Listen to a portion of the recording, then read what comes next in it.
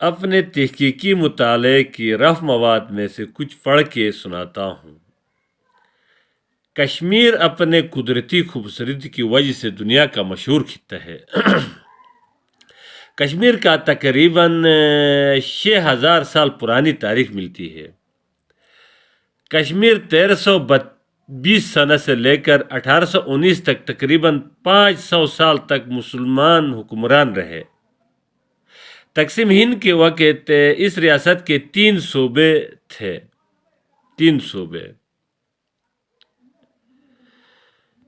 جموں، ایک وادی کشمیر 2 اور سرحدی گلگت بلتستان لداخ تھے۔ ریاست کا کل رقبہ 84,471 مربع میل ہے۔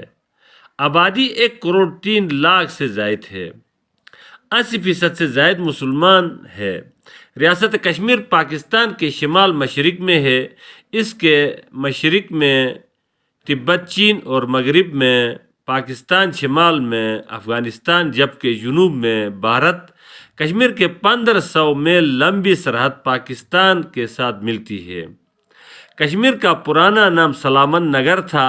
مشہور مورخ ہندو پنڈت لکھتے ہیں کہ عیسیٰ علیہ السلام سے 2042 سال پہلے راجہ سندریش کے عہد میں کشمیر کا نام سلامت نگر تھا۔ یہاں کی آبادی قہر الہی سے غرق آب ہو گئی تھی۔ 760 سال تک آبادی پانی میں ڈوبی رہی۔ راجہ زندر کے عہد میں سلیمان علیہ السلام اس خطے میں آئے اور اس کے درخواست پر کشف نامی دیو کے ذریعے اس کے ایک شرط میر نامی پری محبوبہ دینے کا وعدہ پر پانی نکلوایا جہاں وہ جھیلیں بنی تھی۔ تو سلامت نگر کا نام کشمیر ہوا کیونکہ اس دیو نے وہ جھیلوں کو کاٹ کے ختم کیا میر پری کی شرط پر۔ تو کشف دیو کو سلیمان علیہ السلام سے میر پری عطا کیا تو کشمیر اور بعد میں کشفمیر سے کشمیر بن گیا۔ کشف میر تھی، کشف اور میر دونوں ملے، پری اور دیو ان کا نکاح ہوا تو بعد میں اس کشف میر سے کشمیر نام بن گیا۔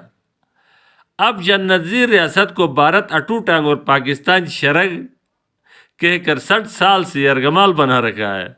جموں میں تو خون کی ندیاں جاری ہے۔ والسلام۔